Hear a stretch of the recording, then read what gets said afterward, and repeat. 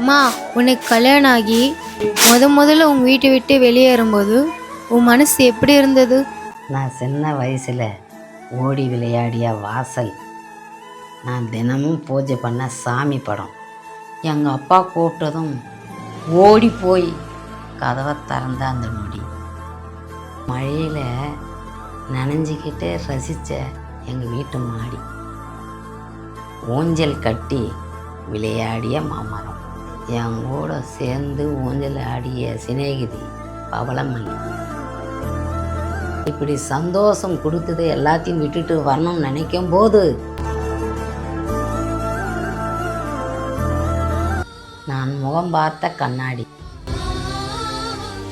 என் பாதம் பட்ட தர, என் கைப்பட்ட சுவர், என் பாதி சாப்பாட்டை சாப்பிட்ட நாய்க்குட்டி, எனக்கு எங்கள் அப்பா ஆசையாக வாங்கி கொடுத்த சைக்கிள், இது எல்லாமே அங்கே இருக்கும். நான் மட்டும் இதெல்லாம் விட்டுட்டு கிளம்புன்னு நினைக்கும் போது இதை விட கொடுமை, நான் பிறந்து வளர்ந்த வீட்டுக்கு நானே விருந்தாளியாக போனேன். பவளமல்லி கூட நான் விளையாடுறதுக்கு போகிறேம்மா அப்படின்னு எங்கள் அம்மா கிட்ட சொல்லுவேன். எங்கள் அம்மா 1/2 மணி நேரத்தில் வந்துருமான்னு சொல்லுவாங்க.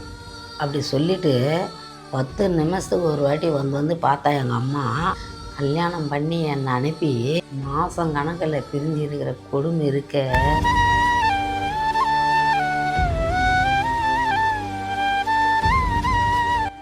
எப்படிம்மா எல்லாத்தையும் கடந்து மறுபடியும் உன்னால் இவ்வளோ சந்தோஷமாக இருக்க முடியுது? என்ன எங்கள் அம்மா வளர்த்த மாதிரி நான் என் பொண்ணை வளர்க்கணும் இல்லை?